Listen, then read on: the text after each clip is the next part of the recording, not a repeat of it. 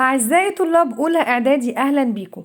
هندرس مع بعض الحضارات القديمة في قارة أفريقيا.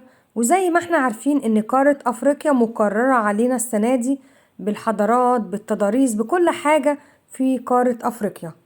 عندنا 4 حضارات قامت في أفريقيا.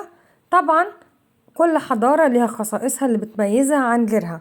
هنبتدي طبعا بأول حضارة وهي الحضارة المصرية القديمة. رقم 2 حضارة كوش. 3 حضارة قرطاج. و4 حضارة أكسوم. والحضارة المصرية القديمة طبعا كانت في شمال شرق القارة زي ما احنا شايفينها كده على الخريطة.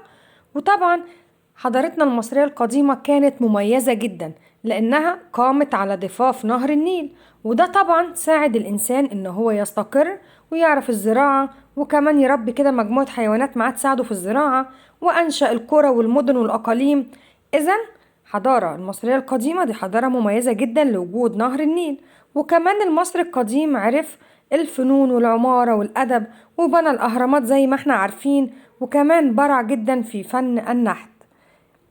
ده كمان المصريين القدماء عملوا علاقات تجارية مع الدول المجاورة في قارة أفريقيا زي مثلا حضارة كوش وبلاد بونت.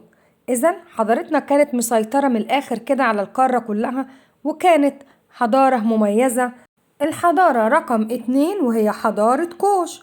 وحضارة كوش دي امتدت في شمال السودان حول نهر النيل برضو.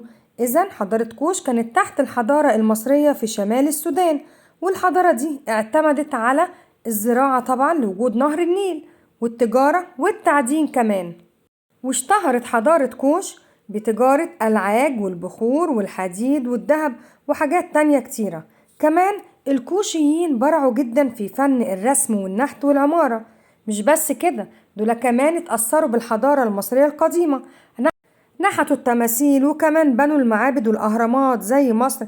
وكمان خدوا بعض المعبودات المصرية القديمة زي الإله را والإله أمون والإله أوزوريس وإيزيز. الحضارة رقم 3 وهي حضارة أكسوم.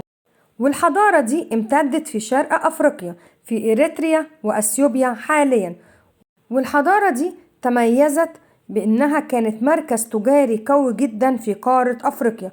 وكمان كان أي حد بيعدي من الشرق أو الغرب أو حتى في الشمال كان لازم يعدي على حضارة أكسوم، فهي كانت ملتقى للعديد من الطرق التجارية. طيب كانوا يا ترى بيبيعوا إيه؟ مثلا الذهب، العاج، العطور، التوابل. وكمان سكانها اهتموا بالزراعة وتربية الحيوانات. نخلي بالنا إن كل الحضارات دي قامت على ضفاف نهر النيل. وكمان اتشهرت بصناعة الفخار وصناعة الزجاج. رقم 4 وهي حضارة قرطاج. والحضارة دي مختلفة عن الحضارات اللي احنا درسناهم. ليه؟ لأن الحضارة دي قامت على ساحل شمال أفريقيا، يعني على ساحل البحر المتوسط. وطبعا يرجع الفضل في حضارة قرطاج إلى الفينيقيين اللي هم أسسوا مدينة قرطاج، ودي كانت على البحر المتوسط. طب الهدف منها كان إيه؟ هو تأمين الرحلات التجارية من فينيقيا إلى أسبانيا. يعني الرحلات اللي رايحة من فينيقيا لأسبانيا كانت مهمة المدينة دي هي تأمين هذه الرحلات.